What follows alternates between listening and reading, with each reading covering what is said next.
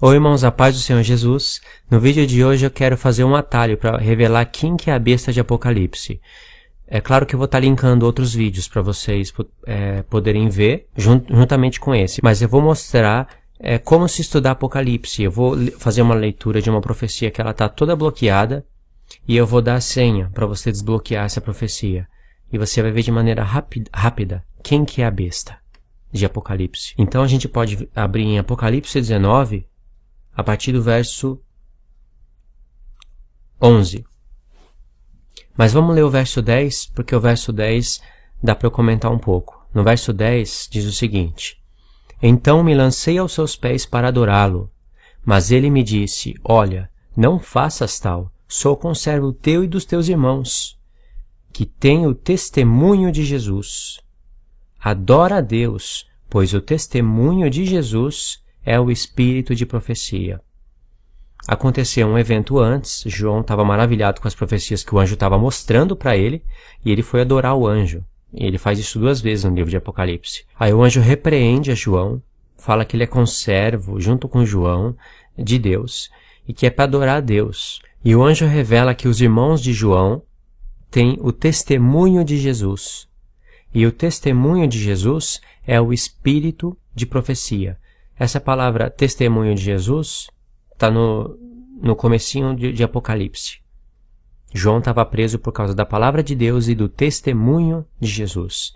Esse testemunho de Jesus é uma chave, porque as testemunhas de Jesus, as 2 testemunhas de Jesus, que é a casa de Israel e a casa de Judá, ou Judá e Efraim, judeus e gentios, o ministério de Moisés e Elias na igreja.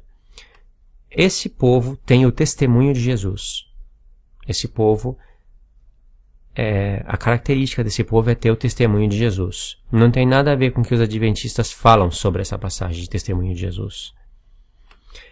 E o anjo revela o que é testemunho de Jesus aqui, isso que é impressionante. E vai dar um exemplo ainda do que é testemunho de Jesus. Aí o anjo fala: o testemunho de Jesus é o espírito de profecia.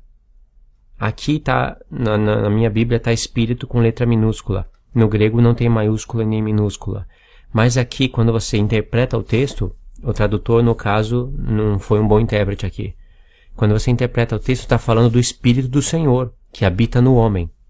Um espírito profético. O homem só pode ter o espírito profético se o Espírito de Cristo habitar no homem. E mesmo assim, o homem só vai ter esse testemunho se ele atentar para as Escrituras. É possível o testemunho, o Espírito Santo habitar na pessoa e a pessoa não frutificar muito na palavra, não alcançar o conhecimento porque não atenta para a palavra, mas mesmo assim ela tem o Espírito de Cristo. Então ela vai ensinar pouco sobre a justiça de Deus. Mas aqui fala que o testemunho de Jesus é o espírito de profecia. E logo em seguida a gente vai ter um exemplo. Aí João fala: E vi o céu aberto, e eis um cavalo branco, e o que estava montado nele se chama Fiel e Verdadeiro, e julga e peleja com justiça. Os seus olhos eram como chama de fogo, sobre a sua cabeça havia muitos diademas, tinha um nome escrito que ninguém sabia, senão ele mesmo. Estava vestido de um manto salpicado de sangue, o seu nome pelo qual se chamava é o Verbo de Deus. Seguiam-no os exércitos que estavam no céu, em cavalos brancos, e vestidos de linho fino, branco e puro. Da sua boca sai uma espada afiada, para com ela ferir as nações. E ele mesmo quem pisa o lagar do vinho, do furor, da ira do Deus Todo-Poderoso. Olha, essa é uma profecia que está toda bloqueada. É claro que eu fiz uma leitura, mas teria que explicar ela. E tem mais ainda para baixo, eu quero resumir. É uma profecia que está bloqueada, você pode virar Apocalipse de ponta cabeça, pode memorizar ele todo na cabeça. Se você não lê os profetas, essa é uma profecia bloqueada. E eu vou dar a senha dela agora. Falou do espírito de profecia, que é um espírito profético. E o anjo falou que esse é o testemunho de Jesus. Quando você tem esse testemunho de Jesus, profecias são desbloqueadas para você poder anunciar isso. E logo em seguida tem um exemplo, porque por que logo após o anjo ter falado para João, o espírito de profecia é o testemunho de Jesus, ou o testemunho de Jesus é o espírito de profecia, Jesus mostra essa visão para João. Por quê? Olha só. Os seus olhos eram como chama de fogo. Apontou para Daniel 10. Se você não ir em Daniel 10 e não entender o que está acontecendo em Daniel 10, você não vai entender isso daqui. Para resumir, eu vou dizer o que está acontecendo em Daniel 10. Em Daniel 10, um personagem que é Cristo, não tem como, né? É Cristo aqui, ó, olhos como chama de fogo. Em Apocalipse 1, Jesus tem olhos como chama de fogo. Em Daniel 10, é o ancião de dias. Jesus é o ancião de dias. E ele está com os olhos como chama de fogo. Em Daniel 10, esse personagem vem, em um contexto, aparece para Daniel, em um contexto no qual Daniel vai receber a explicação final das 70 semanas e das 2.300 tardes e manhãs. É claro que eu não vou ir lá e não vou ler tudo isso agora porque vai ficar grande. Mas você vê que, mesmo João tendo recebido a explicação das 70 semanas, ele ainda não entendeu completamente o que significaria as 70 semanas. Não entendeu tudo por completo. E a chave disso está nos primeiros versos de Daniel 10. Né? O anjo fala, eu vim explicar aquilo que está decretado e determinado sobre o teu povo, que vai acontecer nos últimos dias. E aí você vai ver Daniel estava orando porque ele queria compreender as coisas que foram faladas antes para ele. E quando você está lendo Daniel 10, você vai ver que Daniel 10, Daniel 11, Daniel 12 é um contexto só. E em Daniel 11 você começa a encontrar coisas que estão em Daniel 8. Como eu já expliquei nos vídeos, as 2.300 tardes e manhãs, ela é uma profecia menor, ao contrário do que os adventistas falam. Ela é uma profecia menor e ela cabe perfeitamente na metade da última semana, que na verdade é 3 anos e meio. 2.300 tardes e manhãs não são 2.300 dias, não são 2.300 anos, isso é pior ainda, mas 2.300 tardes e manhãs está relacionado com a metade da última semana. Isso eu já expliquei em outros vídeos. Então, por isso essa informação, os seus olhos eram como chama de fogo. E aqui você vai ver que o Jesus, tendo os olhos como chama de fogo, ele está vindo batalhar contra a besta. Nesse contexto, isso quer dizer, quando você entende Daniel 10, as 70 semanas, que é no final das 70 semanas que o ancião de dias está vindo. Por isso que em Daniel 7, você vai encontrar um chifre pequeno fazendo guerra contra os santos por tempos e metade de um tempo. Não mais que isso. Porque tempos e metade de um tempo são 3 anos e meio, resumidamente falando. E isso é exatamente a metade da última semana que completa as 70. Por isso mesmo, as 70, né? Por isso mesmo que o anticristo, o chifre pequeno, não tem poder para agir por mais tempo, porque acabou o tempo dele. Aí vem Cristo, veio o ancião de dias e faz justiça aos santos do Altíssimo, como está em Daniel 7. E chega o tempo que o povo passa a reinar. Então, isso já é revelação tremenda, né? Já dá para entender a conexão de tudo através disso, como eu expliquei nos outros vídeos, que eu vou deixar linkado para vocês. Aí fala, logo após ter falado que os seus olhos eram como chama de fogo, fala, e sobre a sua cabeça havia muitos diademas, e tinha um nome escrito que ninguém sabia senão ele mesmo. Estava vestido de um manto salpicado de sangue. Por que essa informação está aqui? Não é aleatória. Não é por acaso, não é para você ficar imaginando coisa. Estava vestido de um manto salpicado de sangue. O nome pelo qual se chamava é o Verbo de Deus. O manto salpicado de sangue. Você vê que atrás desse cavaleiro branco, que é Rei dos Reis e Senhor dos Senhores, atrás tinha um exército. Seguiam-no os exércitos que estavam no céu, em cavalos brancos e vestido de linho fino, branco e puro. Esse exército que está atrás desse cavaleiro é a igreja. Isso foi mostrado no verso 6, né? Também ouvi uma voz como a grande multidão, como a voz de muitas águas, e como voz de fortes trovões que dizia, Aleluia, porque já reina o Senhor nosso Deus, Todo-Poderoso. Se você sabe o que acontece no toque da última trombeta, você sabe que já tocou a última trombeta aqui. E se já tocou a última trombeta, a igreja está arrebatada. E aqui diz que a voz era como de uma multidão, como de muitas águas. Em Daniel 10, a voz desse personagem que tinha os olhos como chama de fogo, que é Cristo, era como a voz de muitas águas. É Cristo e a Igreja unificado. Regozijemo-nos e exultemos e demos-lhe a glória, porque são chegadas as bodas do Cordeiro. Quando que é chegado as bodas do Cordeiro?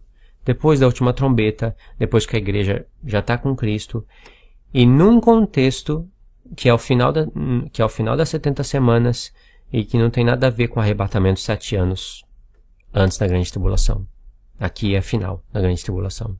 Aqui já se passaram 7 anos. Porque são chegadas as bodas do Cordeiro e a sua noiva se preparou. E foi-lhe permitido vestir-se de linho fino, resplandecente e puro, pois o linho fino são as obras justas dos santos. Já falo o que significa o linho fino. Fino, resplandecente, que é branco, bem branco, e puro. E fala que isso são as obras justas do santo. Poderia ter falado que era fé, né? Mas não falou que era fé. Falou que são as obras. No entanto, a fé está aqui. E disse-me, escreve, bem-aventurado aqueles que são chamados às ceias das bodas do Cordeiro. Disse-me ainda, estas são as verdadeiras palavras de Deus. Aí vem aquele verso que a gente começou a ler. Então me lancei aos seus pés para adorá-lo, mas ele me disse, olha, não faças tal. Sou conservo teu e dos teus irmãos, que têm o testemunho de Jesus. Adora a Deus, pois testemunho de Jesus é o espírito de profecia. E vi o céu aberto, e eis o cavalo branco, e aí a gente já leu isso, né? Aí, quando chega no verso 14, vai ter um exército seguindo esse personagem de cavalo, que estava no cavalo branco, com os olhos como chama de fogo, linkando com Daniel 10 e Daniel 7. Seguiam-no os exércitos que estavam no céu, em cavalos brancos e vestido de linho fino, branco e puro.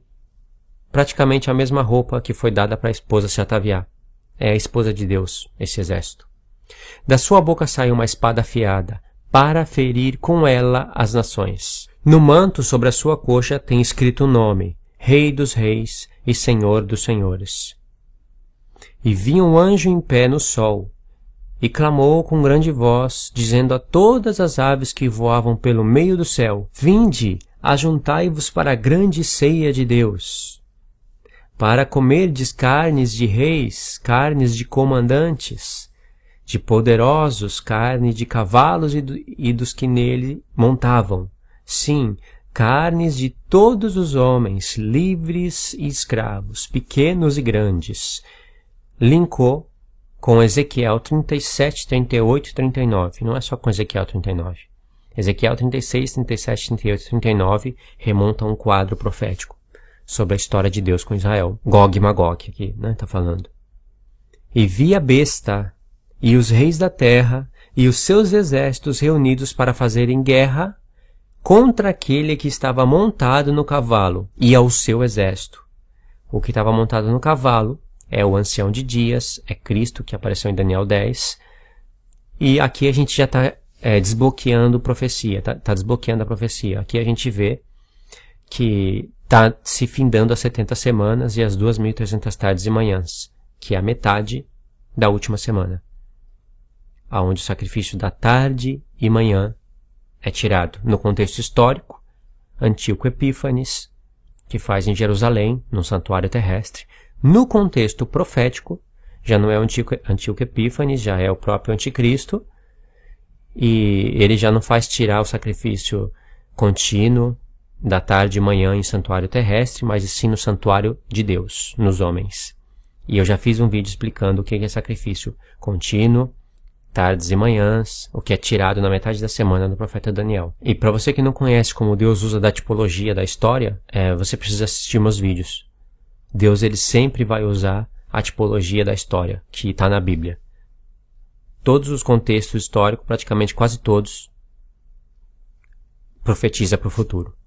Deus usa isso para que o futuro fique desenhado no passado e para que a gente, querendo conhecer o futuro, nunca deixe de olhar as escrituras de Deus. As grandes profecias estão lá no começo, a vida de Abraão, Isaac, Jacó, Ismael, Edom, as mulheres de Abraão, ali está a revelação. Então essa besta, que é o 8º rei, ela estava preparada com os reis da terra, com as nações, para batalhar contra aquele que estava no cavalo. Mas diz que a besta foi presa, e com ela o falso profeta, que fizera diante dela os sinais com que enganou os que receberam o sinal da besta e os que adoraram a sua imagem. Estes dois foram lançados vivos no lago de fogo que arde com enxofre. Quando você compara Apocalipse com Apocalipse, né, quando você estuda bem, o próprio livro de Apocalipse ele te dá as revelações das coisas. Por exemplo, o espírito de profecia que está em Apocalipse 1 é revelado aqui como sendo o testemunho de Jesus. Mas o quê?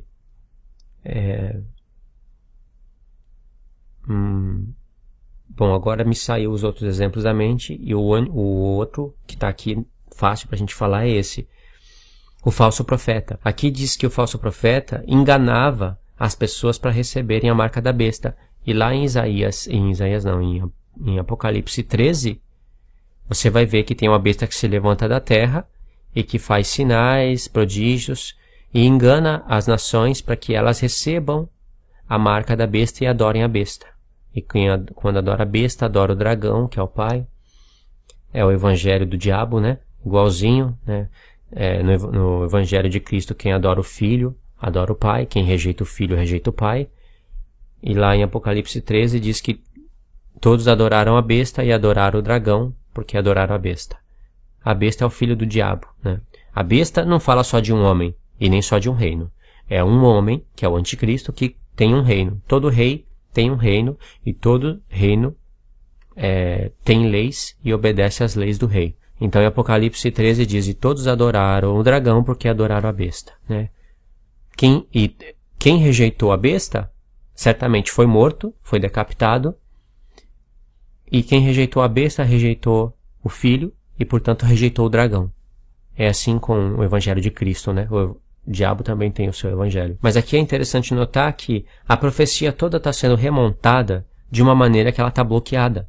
E você só consegue desbloquear ela quando você tem as senhas. E as senhas são os versos idênticos que estão aqui, vão aparecer nos profetas, mas não é só isso. Essa é uma parte da senha.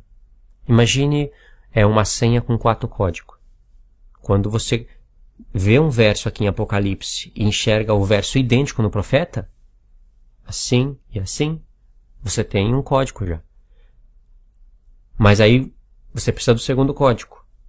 O segundo código, para você desbloquear a porta da revelação, seria então, eu preciso do contexto de Apocalipse geral. Você já tem. Você já tem o segundo código. Mas tem o terceiro e o quarto código. Então você vai no profeta e você analisa o contexto do profeta, né? O contexto do verso. Todo verso ele tem um contexto. Então você tem que olhar para o contexto do profeta. Então você já tem o primeiro, segundo e o terceiro código da senha. Quando você encontrar o quarto código, você desbloqueia a profecia. E o quarto código é você pegar o contexto do profeta, analisar com o contexto de Apocalipse e comparar o contexto histórico com o futuro, com a profecia bloqueada. E aí você tem os quatro números da senha e desbloqueia a profecia. Entendeu? Em um outro vídeo eu explico isso direitinho. É uma maneira simbólica que eu encontrei para mostrar como você desbloqueia as profecias. Se você apenas encontrar um verso aqui em Apocalipse e um verso igual no profeta, você não desbloqueou a profecia. Você viu alguma coisa, um paralelo. Mas ainda tem coisas para você entender. Então por isso que eu bolei essa senha de 4 números para você desbloquear a porta da revelação. Então, aonde vai aparecer, para você saber quem que é a besta, aonde vai aparecer um personagem com as vestes salpicadas de sangue?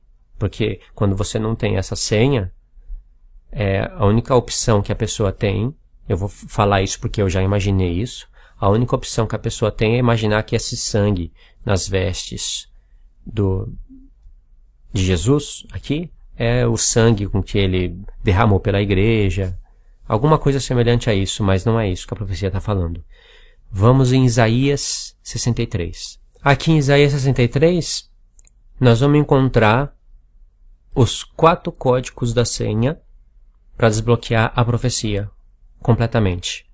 Porque nós vamos encontrar o mesmo verso, um código, né? Nós vamos encontrar o mesmo verso. Nós meditamos naquele contexto de Apocalipse, é o segundo código.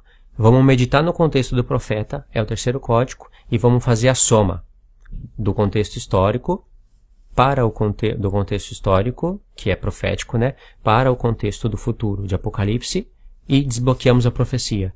Uma coisa clara. Isaías 63. Quem é este que vem de Edom? De Bozra, né? Com vestiduras tintas de escarlate. Alguém está vindo da terra de Edom. Por que Edom? Uma pergunta, né? Com pergunta correta, você abre portas para receber respostas corretas. Pergunta inteligente, resposta inteligente. Por que Edom? Dentre tantas pessoas e nações, por que Edom?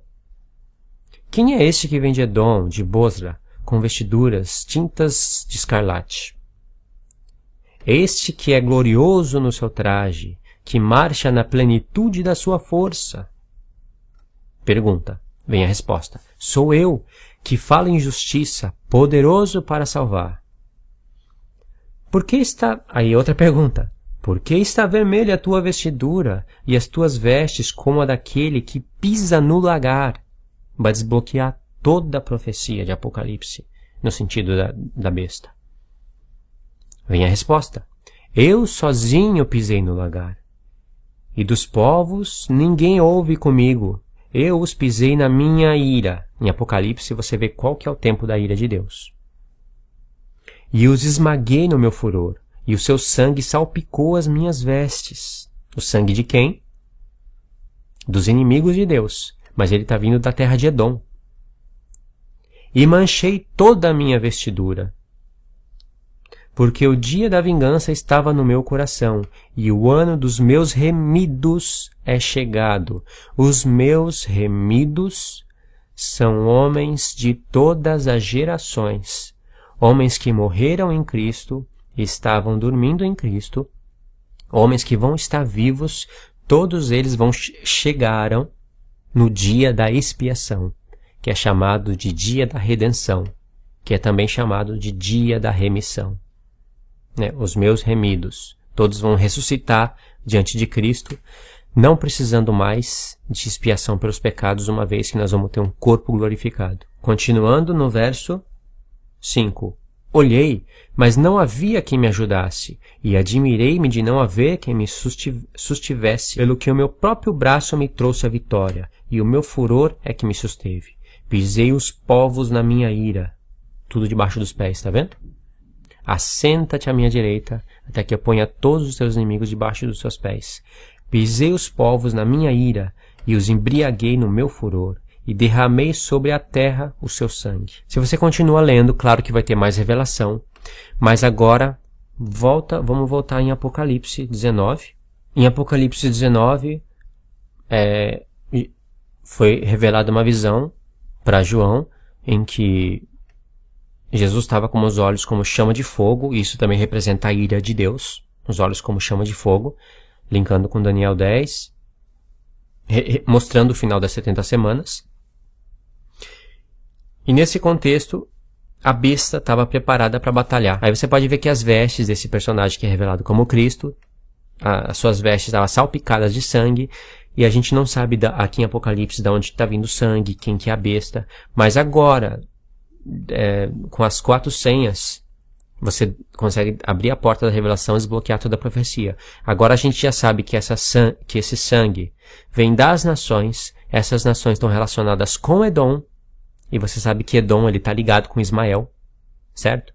Edom e Ismael, eles se unificaram, e a besta está relacionada com Edom. Só por esse verso, não precisaria mais duvidar que a besta está relacionada com Edom. Eu mostrei também em um vídeo que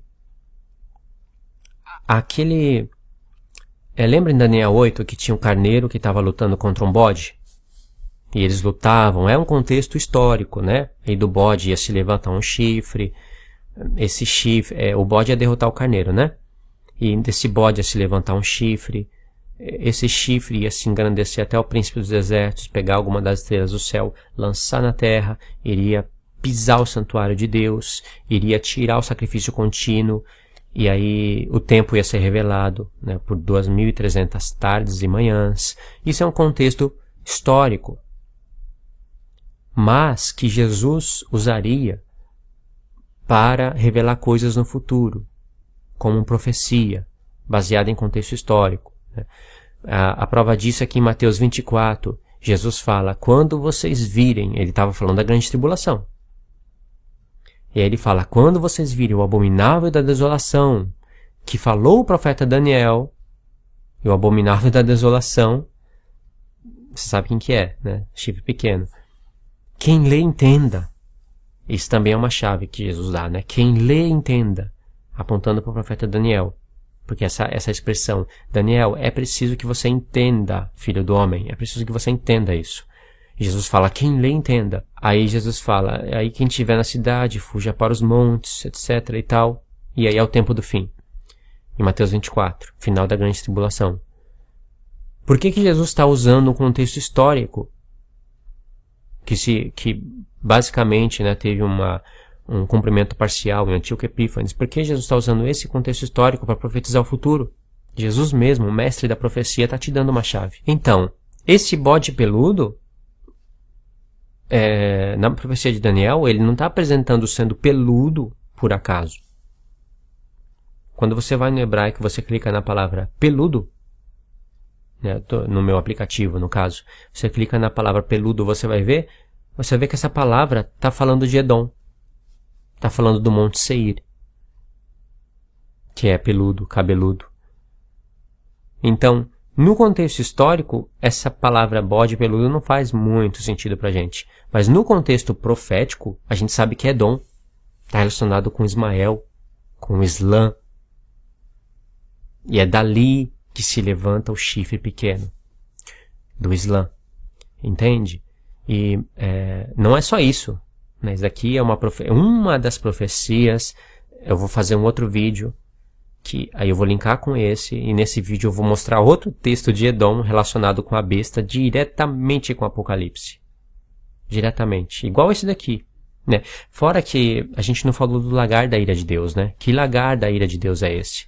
Em Apocalipse 14 vai ter o lagar da ira de Deus, aonde fala, assim, simbolicamente, que o lagar é pisado e o sangue vai até as extremidades do freio dos cavalos. Você não sabe que cavalo, né? A gente não sabe que cavalo que está falando. Só fala que o lagar é pisado, o sangue vai até o freio dos cavalos por um espaço de 1.600 estágios. Em Apocalipse 19 já explica o que é o lagar da ira de Deus. Como eu disse, em Apocalipse, comparando com Apocalipse, você tem algumas explicações, né? O lagar da ira de Deus em Apocalipse 14 a gente não sabe. Mas em Apocalipse 19 mostra o que é o lagar da ira de Deus. Então, é muito interessante você saber que o Apocalipse trabalha assim. Né? Eu vou fazer um vídeo somente com esses exemplos. E ali tem mais revelação, né, no lagar da ira de Deus. Porque em Isaías 63 falou do lagar da ira de Deus e ali tem que estar Edom, como está na profecia, né? Isso não está de enfeite. Outra coisa que é interessante você notar também, que no contexto histórico de Daniel 8, quando você vê um carneiro e um bode lutando, olha só que coisa tremenda, você vai ver um carneiro e um bode lutando, né? Esse carneiro e esse bode, por que Deus quis representar o reino da Pérsia, um carneiro, e o reino da Grécia, que é Javã, filho de Noé, e um bode? Por que um carneiro e um bode? E nesse contexto que tem um carneiro e um bode, vai estar falando do santuário e da purificação do santuário. Quando você lê o livro da lei, as festas e mais algumas coisinhas, né? Esses desenhos que estão todos com senhas, estão travados, esses desenhos são destravados para você. Você vê que nenhuma peça que Deus apresentou ali foi por acaso. Remonta ao quadro. Carneiro, bode, um lutando contra o outro. Do bode sai o chifre pequeno. Bode é peludo. E dali, você sabe que está falando de Edom no contexto profético. Nesse contexto do carneiro e do bode vai ter o santuário de Deus. Carneiro, bode, santuário, purificação. Essas peças, né, esses desenhos, são desenhos que apontam para a festa de Deus. Páscoa, asmos, primícias, Pentecoste, trombetas, dia da expiação e tabernáculos. No dia da expiação é usado um carneiro e 2 bodes. E é no santuário que faz a expiação, né? Tem que purificar o santuário. E isso é na sexta festa, uma vez por ano. Você vê que é com um carneiro e com 2 bodes que se faz a expiação. Mas em Daniel você está vendo só um carneiro e um bode.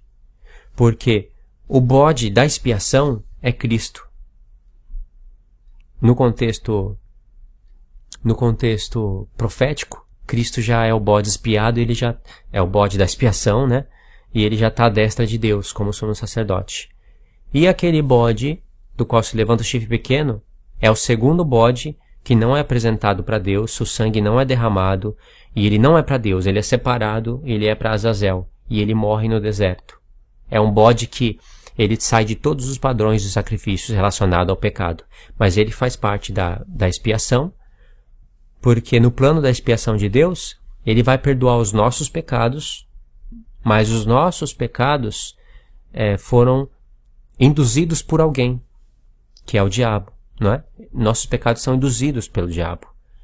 Mas, no entanto, nós pecamos, né? Nós deveríamos receber a penalização. Quem paga isso pra gente é Cristo. E ele vai catar os nossos pecados. Por isso que lá na festa fala, os pecados dos filhos de Israel que foram perdoados são passados para o bode, para o segundo bode que é levado vivo e não é para Deus aquele bode. Esse bode é justamente o que representa o diabo, que vai levar a culpa do povo. Por isso que ele não é apresentado vivo, ele não tem o sangue derramado, ele não é queimado, ele não tem nada a ver com os outros sacrifícios que são padrão, né, para Deus, cheiro suave, etc. Então, um carneiro e um bode e um santuário já está apontando, essas peças apontam para o dia da expiação, que é no futuro, perto da festa dos tabernáculos. Mas na expiação era usado 2 bodes. Um é Cristo, que já está à destra de Deus, teve o seu sangue derramado, está à destra de Deus. O outro é de onde vai sair o anticristo. É Edom, bode peludo. É Edom. Entendeu? A purificação do santuário quem vai fazer é Cristo e o santuário somos nós. O sacrifício da tarde e da manhã, que é tirado no contexto histórico, são as sombras da lei. E no contexto profético, são as nossas orações, pregação do evangelho. Como consequência disso, a conversão dos irmãos ao cristianismo, isso vai parar no mundo. Quem quiser fazer isso, vai morrer. Decapitado, queimado e crucificado. Então, basicamente é isso. Claro que eu queria fazer um outro vídeo explicando bem melhor essa parte do santuário, porque ainda tem as tardes e manhãs. Não pensa que não tem nada a ver com Gênesis, porque tem. Imagine o contexto de Daniel 8. Carneiro, bode, santuário. Você lembra do dia da expiação. Carneiro, bode, santuário. Tardes e manhãs, você lembra dos sacrifícios, né? Tardes e manhãs. Purificação do santuário, festa da expiação. Mas tardes e manhãs também lembra de Gênesis. Em Gênesis, quando Deus começa a contagem de tardes e manhãs, primeiro, tardes e manhãs, segundo, tardes e manhãs, terceiro, e chega até o 6º dia, você vê que no 7º vem o descanso de Deus. E no descanso de Deus é a festa dos tabernáculos. Então quer dizer que quando há uma contagem de tardes e manhãs, logo no princípio, na lei de Deus, na instrução, ele está apontando para o descanso. Em Daniel a mesma coisa. No contexto profético, baseado no histórico, as tardes e manhãs, que é 2.300, que na verdade é a metade da última semana, tardes e manhãs está apontando para o descanso de Deus. Porque depois que acabar as 2.300 tardes e manhãs, que são 3 anos e meio, a gente vem a festa dos tabernáculos. O povo recebe a expiação dos pecados e vem a festa dos tabernáculos. É a mesma coisa que Gênesis. Entendeu? Eu queria gastar tempo em outro vídeo para explicar direitinho isso. Para mostrar que todas aquelas peças que foram mostradas em Daniel 8, tem muita revelação ali. E tem mais do que isso que eu estou falando. Eu sei que para algumas pessoas isso está muito confuso, tá muito chato, não precisa de tudo isso, né? Eles vão pensar, não precisa de tudo isso. mas isso daqui te liga profundamente com a Escritura, com a Palavra de Deus. Você entender os mistérios de Deus e que Ele não usa nenhuma figura por acaso, Ele não fala nada sem sentido profético. Nada do que Ele apresenta na Palavra de Deus é por acaso. Se a gente olha e não entende, é porque está faltando algo a mais da nossa parte. Mas não é que aquilo apareceu por acaso. Aquilo, eu digo, uma pergunta, uma figura, um trabalhar de Deus em algum contexto histórico, com alguma pessoa, tudo aquilo sempre tem uma instrução profética. Então esse vídeo eu vou finalizar aqui, era um vídeo para ficar curto, mas eu não consigo. Eu tenho o hábito de fazer, para mim o maior desafio nos vídeos é fazer vídeo curto. Eu tenho o hábito de querer explicar, e aí vai abrindo mais coisas, mas eu tenho que ir treinando isso daí para fazer vídeo mais curto. Na verdade era só para eu linkar Apocalipse 19 com Isaías 63 e pronto. Assim é mais fácil, né? O vídeo fica curto, mas fica pouca explicação também, né? Então em outros vídeos eu vou fazendo menorzinho para indicar para esses. Então nesse vídeo eu vou deixar o link dos vídeos passados, sacrifício espiritual, esses 2 últimos vídeos que eu gravei.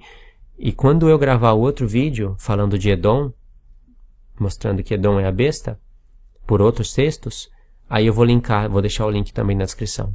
Então hoje eu vou parar por aqui. Ajudem a compartilhar o vídeo, também no joinha, porque isso ajuda. Cada vez que você compartilha o vídeo para uma pessoa, outras pessoas vão acabar vendo o vídeo e vão se interessar muito pela Palavra de Deus e pela Escritura. Então Deus te abençoe. Tomara que você possa compreender tudo isso. Se não compreendeu agora, deixe os comentários e no que eu puder eu vou ajudar, vou responder. Se você não está entendendo agora, você vai entender isso mais para frente. Se você está entendendo agora, já entendeu isso, saiba que tem mais coisas para a gente estudar. Tem mais coisas para a gente somar e acrescentar. Ok? Deus abençoe.